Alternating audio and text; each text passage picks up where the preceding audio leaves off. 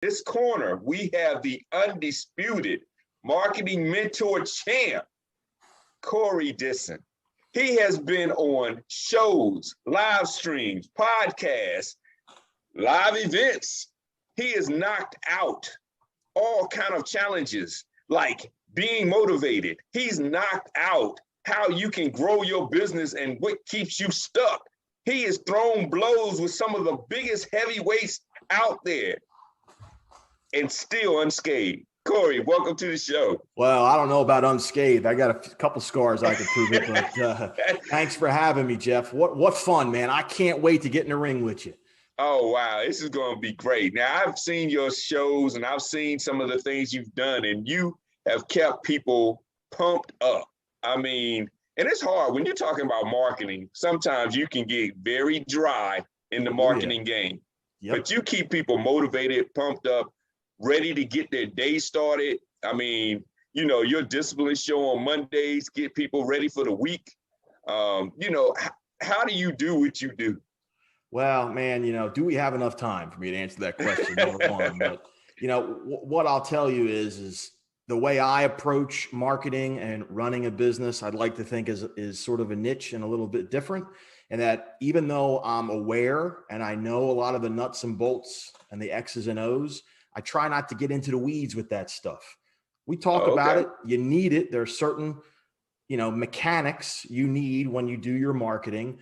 But the biggest hurdle that I see, and it goes from person to company all over the spectrum, is that ability to show up day after day, week after week, month after month, the ability to be consistent. And, you know, there are lots of companies that have these tremendous peaks, these tremendous highs, or they'll score a big account, or they'll hire a great employee, or they'll run a great ad, but then they balance that out with a huge valley low, and they have a tough time recovering. You know, the way I was brought up and the way I was, you know, operated in the business world is you got to show up to blow up every day. You got to report, you got to get the work done, and it's being consistent over a sustained period of time that brings the success. So a lot of the conversations that I have with my clients, it's about, well, hey, let's fix your LinkedIn, or let's go over this contract, or help you with your acquisition. But a lot of that is a lot of life stuff, a lot of performance stuff, a lot of, you know, that's how I've operated my life. And I'm real big on leading by example. I say, I don't just talk the talk, I walk the walk. And I document almost everything I do on social media: getting up early, working out, eating healthy, drinking water, reading, you know, books that'll feed your head. These are all things that I think are important, that are often undervalued and overlooked. And I try to bring those to my clients so they can restart and re-rock their own routines. And that leads them to being more productive in their businesses. Okay. So you really have like a ritual that you do, like you every morning it's okay, I get up, this is my routine. As I start my day, these are my routines. It's sort of like muscle memory at this point. You can literally set your watch to it, man. Literally. Wow. Like from when I wake up, I mean, everything from the typical, you know, sort of mundane household things, from making the bed to washing the dishes to walking the dog to the timing of meals to exercise to getting my preparation for my coaching calls. It's all very structured. I don't have to write down my schedule per se anymore because it's so rote, you know. But, you know, I do document everything to make sure that I don't miss anything. Because when we have a pretty wide spectrum of clients, and they're ranging all over the country, different time zones, it's easy for things to get slipped through the cracks. So I do, everything is a ritual. Everything is a habit. Everything is a routine. Okay. Now I know I can work on those two things, consistency, and I can work on the documenting. You know, it's something I know I need to work on. I've done the whole, okay, we're going to do this blitz basically of content, and you get a week, 30 days strong. And then all of a sudden life gets in the way and you might not hear from me for another 2 months. you know, and You're not then, alone with that, man. That's yeah, common. It's yeah, common. And, what I tell people is, you know, this little guy right here, this is the most productive marketing tool you'll ever own. Because you know what happens when you take the cap off, right? hmm And you do like this and you turn it upside down and you press it against paper, you start to make words and sentences, and you can cross things off when you're done, and you create a pattern of accomplishment. And if you okay, just make that part of your every day, I have some clients where that's a big sticking point for them is sticking to a routine, writing things down, documenting. hmm And an exercise that we do is they have to text me a picture of that to-do list every day. oh wow, So I see accountability, what's on it. I see if they're crossing stuff off. And it gets to the point where they're like, I don't need to text you anymore. I got this. It's my normal part of the day. But it's those little hmm things that if you just kept track of everything, lots of entrepreneurs want to be Jeopardy contestants, Jeff. They want to impress you with their memory. yeah, You can't do that. Write it down. Nobody cares how yeah, much you remember. Because most of the time, when you think you're remembering something, you're forgetting something else. ah, yeah, Write it down. I tell everybody, write it down, keep track. And you have this journal, this track record mhm, of performance. You can, like when you're an entrepreneur, unless you're a carpenter, you mhm. can't go to work every day and go, look at that room that I built or that wall that I painted or that roof that I installed. You can't do that. When you're an entrepreneur, there's a series of, administrative tasks you're handling, you're rotating. If you just write them down and cross them off as you do them, when you put your head against the pillow at night, you'll say, you know what? I accomplished something. And you wake up the next day with vim and vigor and confidence, and you're ready to go tackle everything. Okay, okay. So, in your experiences, have you noticed like we're in the digital age, the old pen and paper versus the digital tracking task, like task project management software, stuff like that? Have you seen psychologically where one has outperformed another? Generally speaking, writing things down always outdoes the computerized documentation, whether you're using a program like Slack or Monday or Google Calendar or whatever it is. I'm hmm fine with folks using that. I put enter things into my phone for hmm appointments, but I have hmm it written down too. Okay. And it's just, there's literally, I'm not a physician, but I Yeah. do know there is some research to back up what I'm going to say. When you go to the effort to physically write something down, it hmm triggers something in your brain, which helps you remember everything. Okay. It sticks better when you write it versus you type it. And you're actually, so far, I've asked that question to others, and so far it's been 100% everybody saying, yeah, when you write it down, it actually, you remember it more and you perform better when you write it on paper. And It's huge, man. I got a stack of notes literally right here, like right there for the rest of my yeah. appointments today. I mean, I live by it. It's so important. See, it's funny. I interviewed Deb Allison Lee, and she said the exact same thing. She said she always keeps a pen and pad with her, and she writes everything down. And I was like, yeah, well, I keep my phone with me, and and she said, yeah, but when you write it down, it just sticks better. My And old man was the sticky note king. He was always a manager, and I remember just whatever he took, take your son to work day, and he in his office there would be notes written everywhere, and he would write us notes as kids, make sure to do this, and it's just it got ingrained that if you write it down, you'll get it done. Because if you don't, well, back then my old man would have his way with me. He would, yeah. make sure. So I had incentive to make sure things got done. Yes, definitely. There was consequences. Yeah, man, totally. So cool. So you actually have the brand, the Go Get It. How There it did that is. come? Yes. How did that come to play? So great question. And, it really kind of evolved, and it was sort of, it kind of happened organically. Mhm, When I started creating my personal brand. I developed the logo first, but I didn't have the go get it to go along with it. And I was just getting my toe in the water with doing video content. And my first dozen videos were just pathetic, but that's another kettle of fish. But I was doing one particular video, and I was kind of railing against a certain practice in the media industry. Like I was telling people to stop complaining and go. I was giving them an instruction, go do this. And I ended that video with just go get it.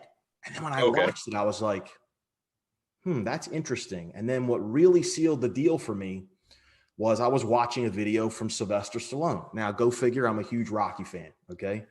and I follow him on social media. And I always noticed that he ended all of his videos with keep punching. Oh. And I said, wow, keep punching, go get it. Wow. That go get it is my keep punching in homage to Mr. Stallone and Rocky. And like I said, totally fits in with the brand anyway. And, you know, when you think about it, I've always been a go-getter. Yeah. Since I was young. And I'm encouraging other people to go get, you know, and pursue their passion, go chase their dreams, go after whatever successes they're trying to chase. So this fit. And I just ran with it, man. Hey, it works. I was like, wow, that's a good one. So congrats on that. And I'm a Rocky fan too. I need to watch it again because now I'm gonna be looking for that. I'm like, oh wow, how did I miss that every time? You know, he says it in one of his social media, like when you watch his social media videos, just him talking, doing a selfie video, he'll say at the end, keep punching. Wow. Like, man. See, my favorite Rocky line is nobody's gonna hit you harder than life. That's a real good one. I was like, that is so true. He was like, nobody is gonna hit you harder than life.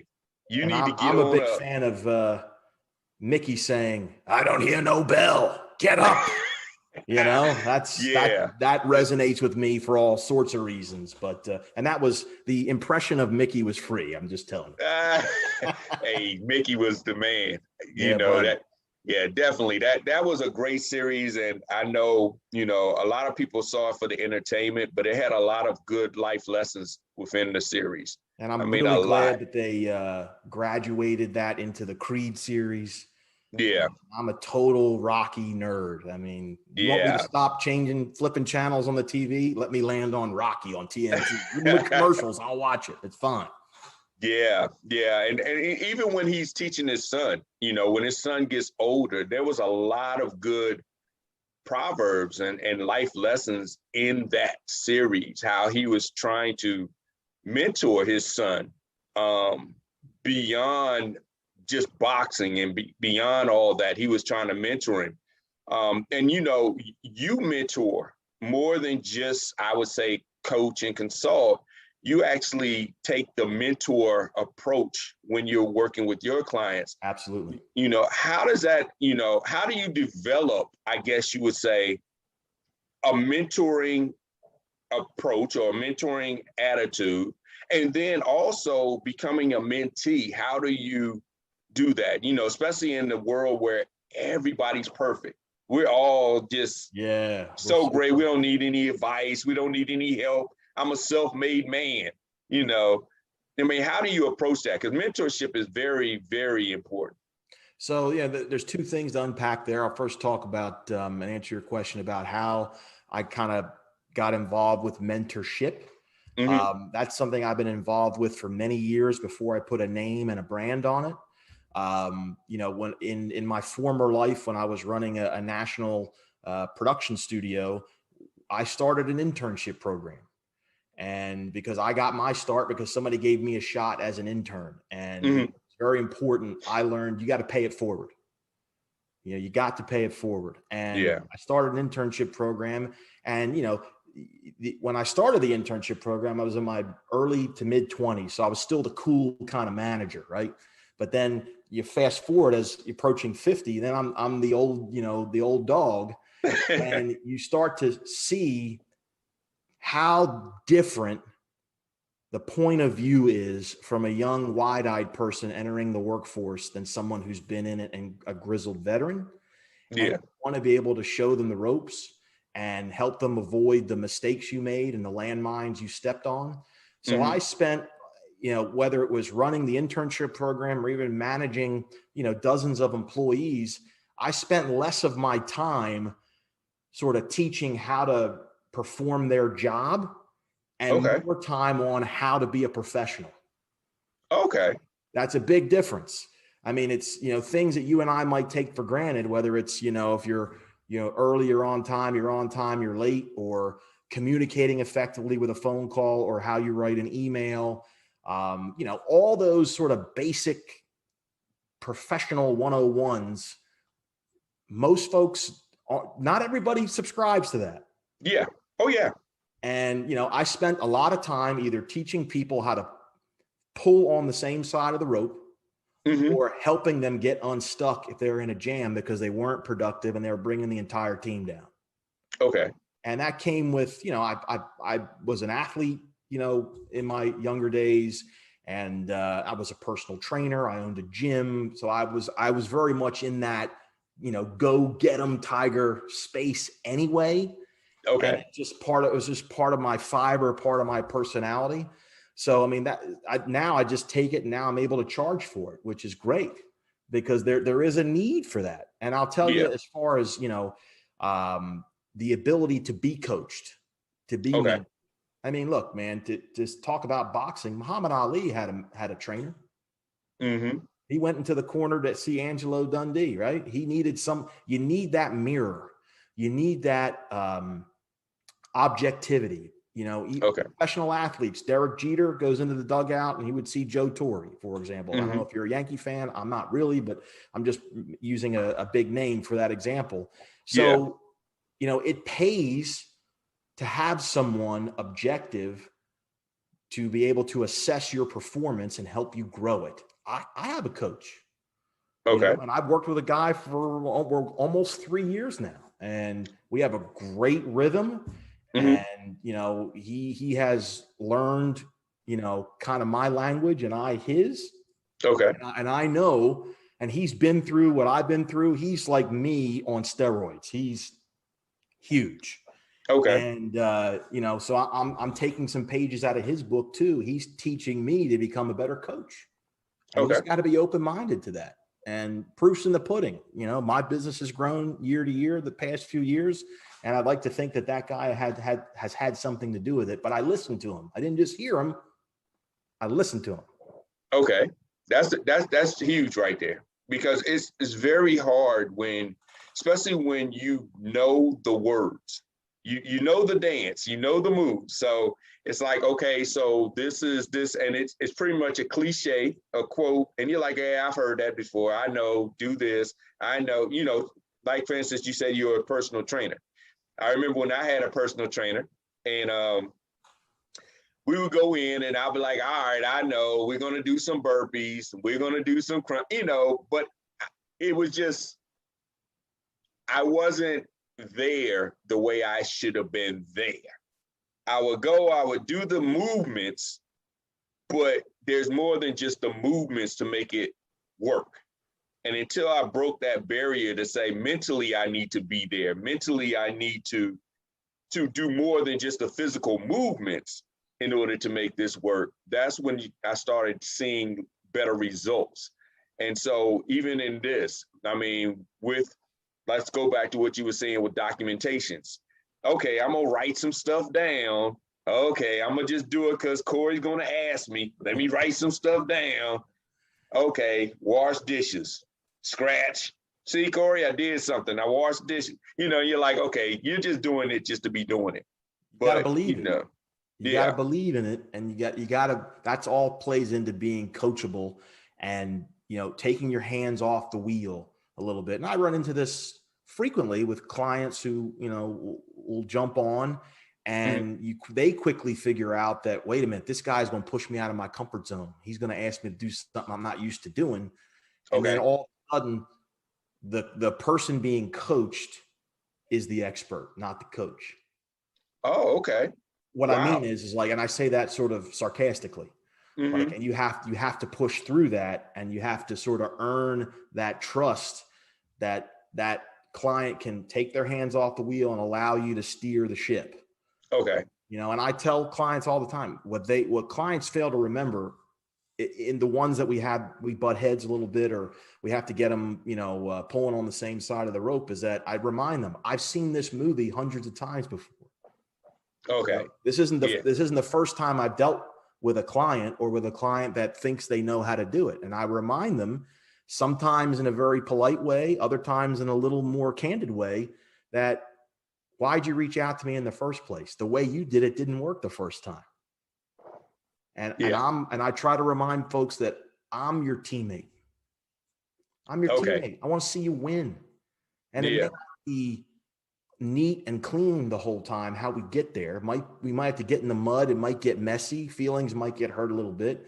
But if you stick with it, and you'll say, wow, okay, I zoomed out a little bit, and thank goodness we fought a little bit to get to this point, because that's my whole objective, is to make sure that I'm trying to close that gap. It's like Okay. where you want to be. Okay. I'm trying to close that gap. The more I can close it, sometimes we get you all the way there, or we get a trajectory change and we get you a lot closer. Okay. That's the victory. Anyway, I could go on and on. Yeah. And I mean, when you're starting with your clients, expectations is huge. How do you, navigate through the expectations? Because I'm sure when they come in, they have certain expectations, and you may have expectations of them that you see in them, but they may not align. So, what exercises do you, suggest coming into the mentorship? Say, okay, I need you to clear your head of all, I'm not in that space, but, clear your head of all myths that you heard. Sure. These are some things I need you to do. And like you say, it's going to be some times that you might feel uncomfortable, but this is going to help you grow. It's a couple of things. I rely on two things. A, being very direct, blunt, candid, upfront. Okay. Even sometimes before the actual relationship consummates, as they're kicking the tires on me. And I tell them straight up, this is a process. Okay. It took you a lot of time to get in this situation. You can't reverse course in 2 weeks or 2 months, or even if you sign up with me for 3 months, it doesn't mean once the 3 months is over, you graduate and the hard work is done. That just means you worked with me for 3 months. Yeah. And I make it very clear what I promise and what I guarantee and what I don't. Okay. I don't say Okay. you're going to make a certain amount of money, you're going to sign this many clients, you're going to add this many connections, whatever their metric is that they're measuring, that they think that they're getting. And I also remind them that I'm not in advertising. Advertising is you go buy an ad and you wait for the phone and hope that for the best that people will call you. I'm in marketing. Marketing's different. Marketing is a grind. And I make it very, very clear that they have to be invested in that grind. I'm not doing it for them. Okay. I'm instructing them. They have to do you have to follow my instructions. I have these great tools I'm going to sell you, but if you don't use them, you're never going to build nothing. Yeah. You got to use the tools. So that's one way, is being very candid upfront in the beginning and reminding them that it's a long haul. It's a marathon. And also I'll let them know straight up front, the honeymoon will be over. The glow of, wow, I just signed with Corey, and he's going to say my name on social media, and I get to tap into his network. All that stuff's going to fade, and then the hard work's going to hit you in the face. So but then the other big piece is I remind folks of what I call social proof, in that I don't just tell people I'm going to help you, I'm going to solve this problem, I'm going to help you market. I show them many, many, many other people I've worked with before who have been in the exact same boat, and let them say it for me. Yeah. It goes a lot.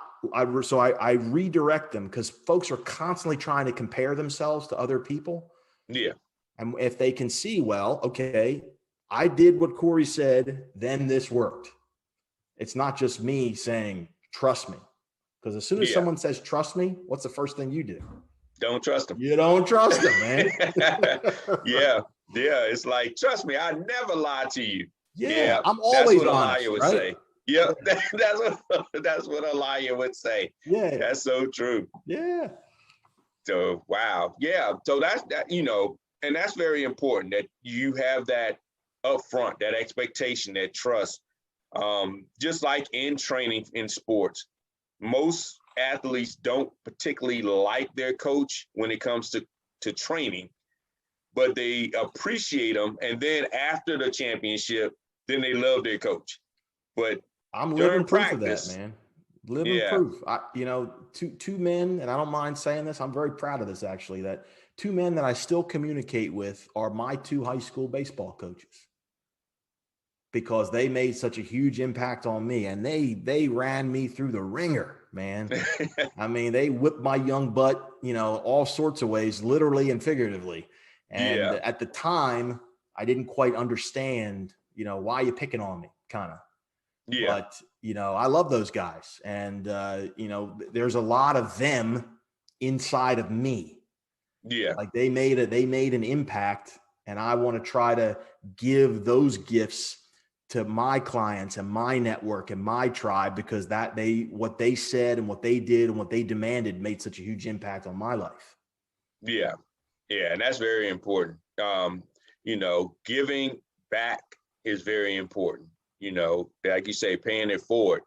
A lot of times we don't see that. We see I made it, and I love this. I don't know how I made it. And it's like, what do you mean you don't know how you made it? You did it. You did the work. Yeah, it's like, wow, it just happened. Yeah, nothing just happens. No. There are definitely things that was in place to get you from A to Z. But it's good when people share and they give back and they help. I know there's a lot of young entrepreneurs out there that are looking for guidance beyond the social media flash, and that's very important. There's a lot of old dogs out there too that are looking, they're like, hey, I just want to figure out how to do this beyond, I guess you would say, the social media hype. We spend a lot of time talking about that. I mean, that's a common refrain. And what I tell clients is, and it's a tough philosophy for a lot of folks to understand, in that social media, we've been conditioned since Facebook came out, and as the new platforms pop up, and what we see, that social media is a family bulletin board, or a trophy case, or this family album, whatever it is. And yes, it can be those things, but if you're going to use those tools for business, it's not what they are. They are television networks, they're media networks to help get your message across. And you have to have what I call the give, get mentality. Yeah. You got to give, you got to push out value. You got to leak things. You got to, give a little free info here, a little free info there. Be invested in helping others, and then it comes back to you, and the ask for business will come to you. Most folks think that, hey, I'm going to get a Facebook account and a LinkedIn page, and then post up my little artwork for my product or service, and all of a sudden I'll make it rain. And they get a rude awakening, because that doesn't do anything to contribute to building your know, like, and trust. Yeah. That's what those tools are about, is how do I build, that relationship, cultivate that relationship with a community out there, and have them know me, like me, and trust me. And then once you hit those three things, then they buy from you. A lot of folks want to skip those first three steps. Oh, yeah. Well, I mean, because you have the videos where a person saying that overnight I became this mega success. I love it, because sometimes when I'm talking to clients and they say, well, this person may have done this, or this company may have done that, I'm like, you need to understand where you are, though, because here's the situation.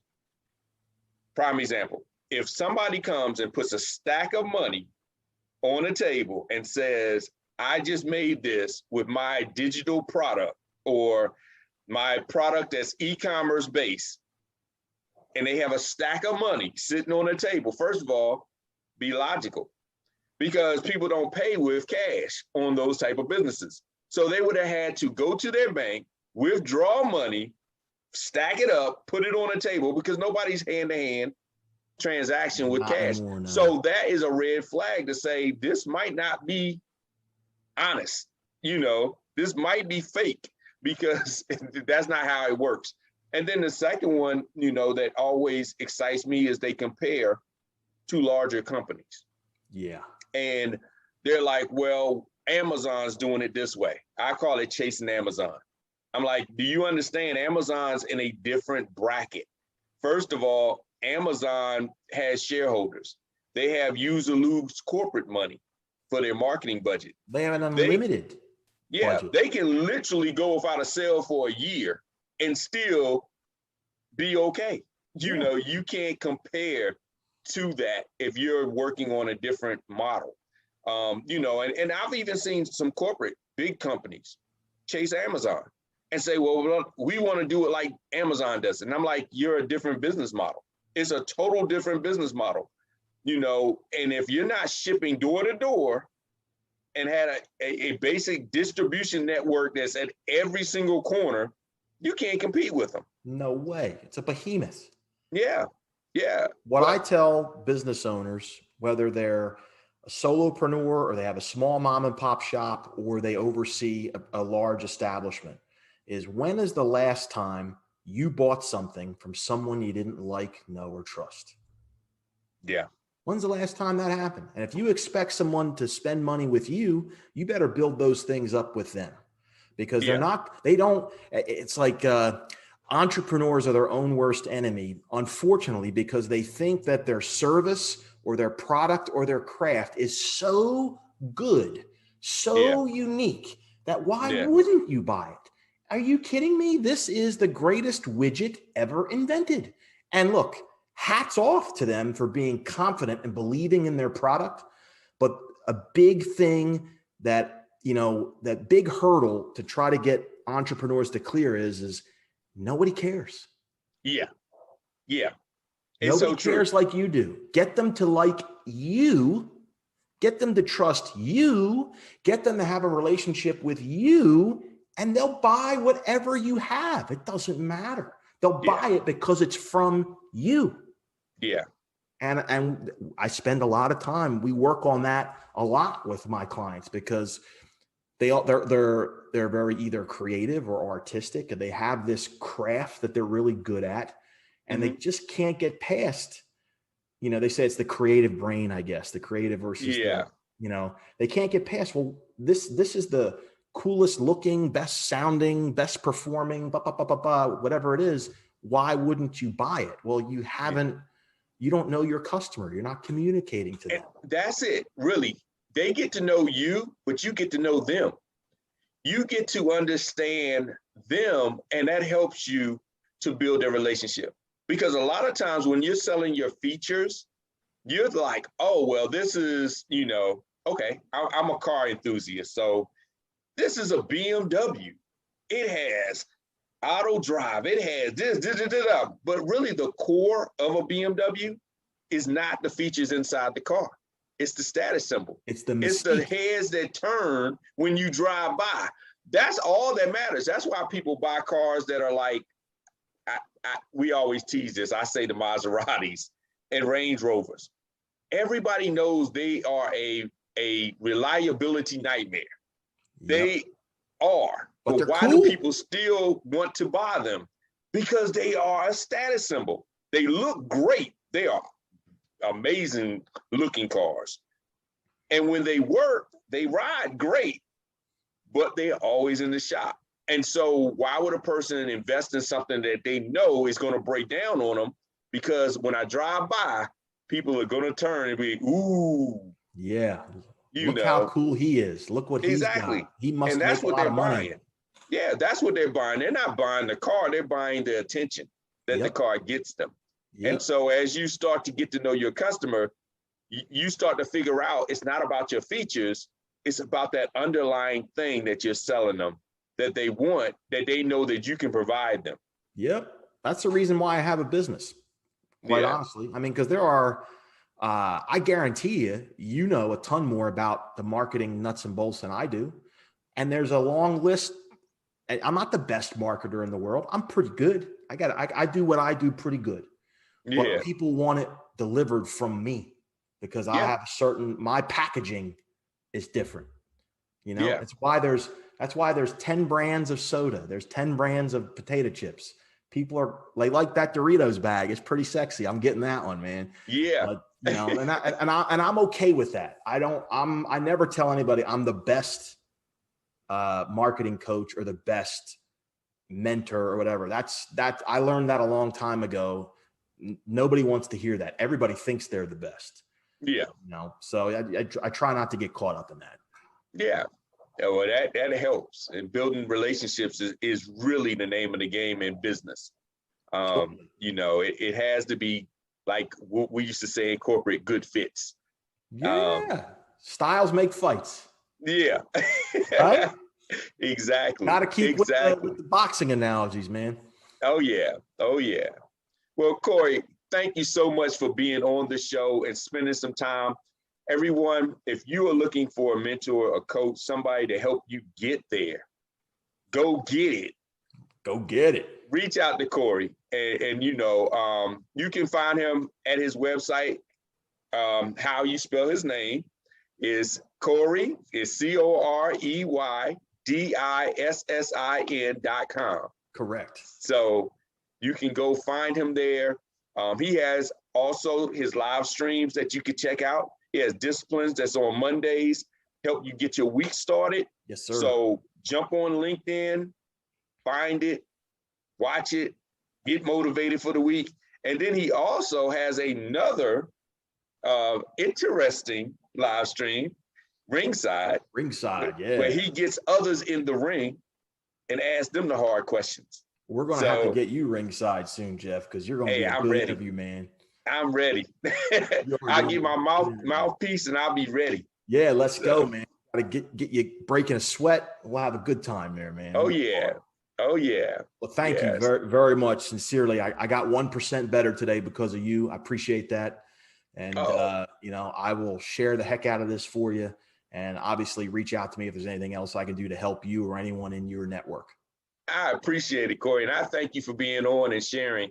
And I will, hold on, let me show you so I can scratch mine off. Got his paper, he's documenting. I will start documenting on paper because I'm a digital guy. So do it. You'll see the difference. Trust me. Oh, I said trust me. Don't trust me. Just do it. Just do it. Do it and show the results. That's the key.